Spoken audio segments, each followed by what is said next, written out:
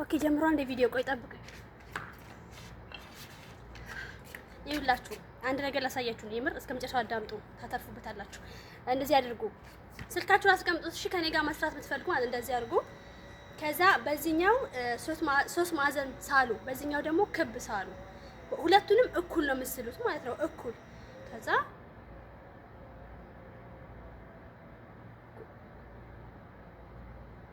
አይቻልም መቢቴ። አሁን ከእንደገና በዚህኛው 3 ማዕዘን በዚህኛው ደግሞ 0 ክብ ማለት ነው። ሁለቱንም ባንዴ ማለት ነው። አይቻልም። አንዱ ላይ ደግሞ 0 ብቻ ብንሰራስ እንደዚህ እናደርጋለን። ክብ በአንዱ ብቻ ደግሞ 3 ማዕዘን ብንስልስ ይቻላል። ስለዚህ ህይወታችን ውስጥም ደግሞ ፎከስ ማድረግ ያለብን ህልማችን ላይ ነው። ህልማችን ለምሳሌ 2 መንገድ የምንጠቀም ሰዎች አለን።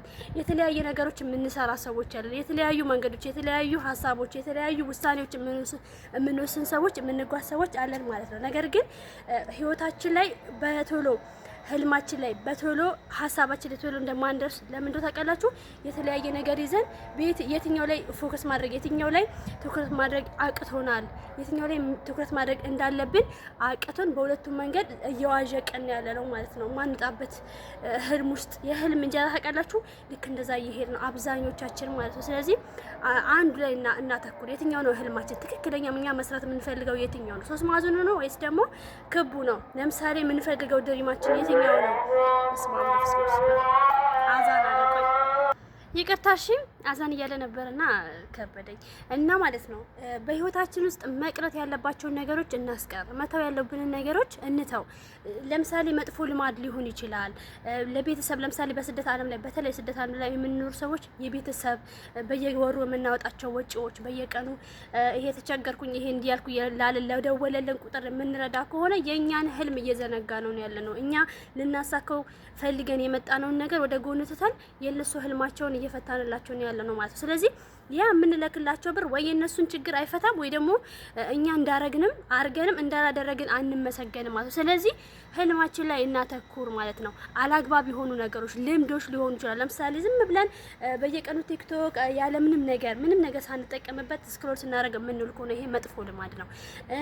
ጓደኛ ለምሳሌ የተለያዩ ግሩፖች እየከፈታችሁ የምትውሉ ልጆች አላችሁ። እሱም መጥፎ ልማድ ነው። ማስቀረት አለባችሁ በህይወታችሁ። ለምን አንድ ነገር ትኩረት አድርገን ስንሰራ ማስቀረት ያሉብን ነገሮች አሉ፣ መወሰን ያሉብን ውሳኔዎች አሉ፣ ማድረግ ያሉብን ነገሮች አሉ ማለት። ስለዚህ በህይወታችን ውስጥ ምንድነው የምንፈልገው፣ እኔ ምንድነው የምፈልገው የሚለው ነገር ማወቅ። የምንፈልገውን ነገር እስካወቅን ደግሞ ህልማችን ላይ ለመድረስ በየቀኑ መተግበር ያሉብን ተግባራዎች አሉ፣ በየቀኑ ማድረግ ያሉብን ነገሮች አሉ። ለምሳሌ አንድ ህፃን ልጅ ተወልዶ በየቀኑ ካልተንከባከብ ነው፣ በየቀኑ ዳይፐሩን ካልቀየርንለት፣ በየሰዓቱ በየደቂቃው ዳይፐሩን ካልቀየርነው፣ ጡጦ ካላጠባ ነው፣ ካላጠብ ነው፣ ካላለበስ ነው፣ ካልተንከባከብ ነው ምን ይሆናል ልጁ? ሌላ ነገር ነው የሚሆነው። ስለዚህ ያ ልክ እንደ ህፃን ልጅ ነው መሆን ያለበት። ህልማችንን ልክ እንደ ህፃን ልጅ በየቀኑ ማድረግ ያሉብን ነገሮች አሉ። እዛ ላይ ፎከስ እናድርግ። የተለያዩ መንታ መንገዶችን አትወስኑ። አንድ ነገር ከወሰናችሁ እዛ ነገር ላይ ጸንታችሁ እስከ መጨረሻ ለመሄድ ሞክሩ። አብዛኞቻችን ብዙ ነገሮችን እንጀምራለን፣ እንተዋለን።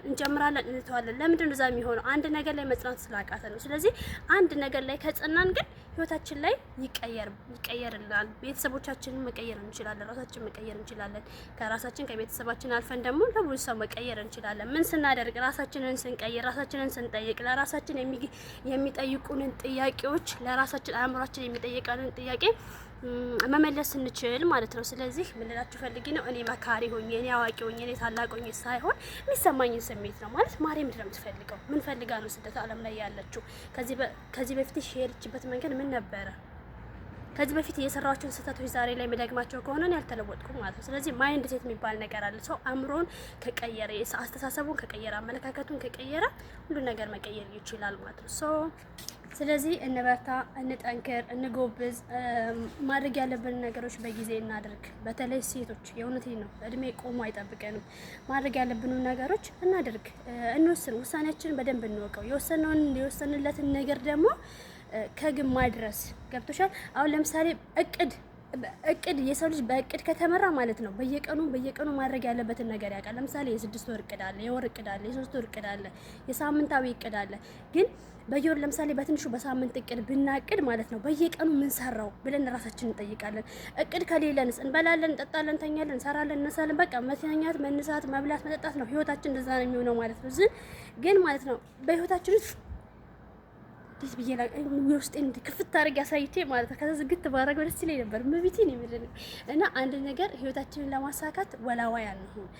ሁሉ ነገር አንጀምር ስላችሁ በቃ የሆነ ነገር ጠበቅ ያለ ነገር ጀምረን ያን የጀመርነው ነገር ላይ መጽናት መጎበስ። ምክንያቱም ህይወት ቀላል አይደለችም፣ አልጋ ባልጋ አይደለችም። ህይወት ውጣ ውረድ አላት። ስለዚህ አንድ ነገር ጀምረ ነው ደግሞ እንቅፋት ካለው ትችት ካለው አይሆንልሽም አይሳካልሽም የሚባል ነገር ካለው ማለት ነው ወደ ኋላ ማለት የለብንም። ስለዚህ ሰዎች እኛ ላይ ትኩረታቸውን የሚያደርጉት እኛ ከነሱ ስለተሻልን ነው።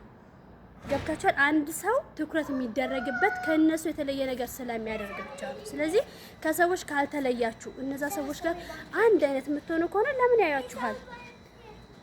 አንድ አይነት ሆነን የምንኖር ከሆነ ትኩረታቸው እኛ ጋር አይሆንም። ግን ከነሱ ስንለይሳ እንችላለን፣ እናደርገዋለን፣ እናሳካዋለን የሚል አእምሮ ውስጣችን ካለና ከነሱ የምንለይ ከሆነ ግን ሊሰብሩን ወደ ኋላ ሊያስቀሩን ይሄዳሉ ማለት ነው። እንደዛ መሆን የለበትም። ስለዚህ ሰዎች አይሆንም፣ አይሳካም፣ እንደዚህ ነው የሚሏችሁ ነገር አትስሙ። ኦኬ። እኔ በራሴ በጣም እተማመናለሁ ከእግዚአብሔር በታች ማለት ነው። ስለዚህ በራሳችሁ ተማመኑ። እወዳችኋለሁ በጣም። ከተመቻችሁ ላይክ አድርጉ፣ ያልተመቻችሁ እስክሮል